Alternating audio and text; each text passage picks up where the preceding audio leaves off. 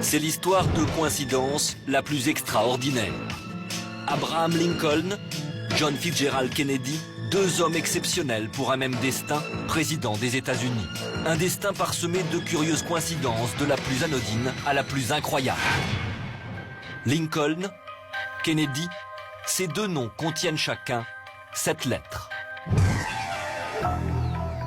Lincoln est élu au Congrès en 1846, Kennedy en 1946. Lincoln est élu président en 1860, Kennedy, lui, en 1960.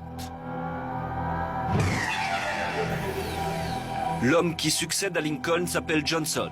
Il est né en 1808, un jeudi.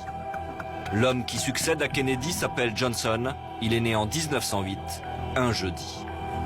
Tout ceci est-il pur hasard?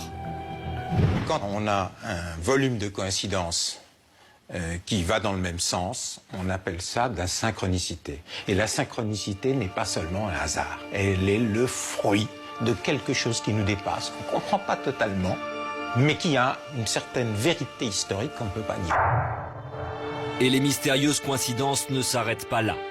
Les épouses des deux présidents ont chacune perdu un enfant à la Maison-Blanche.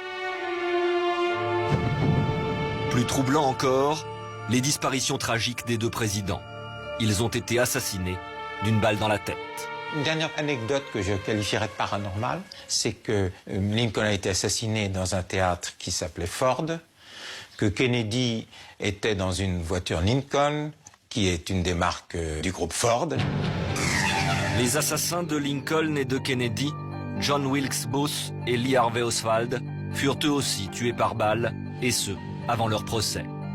Quelques jours avant son assassinat, la secrétaire de Kennedy l'avait mis en garde des dangers qu'il encourait. Elle s'appelait Evelyn Lincoln.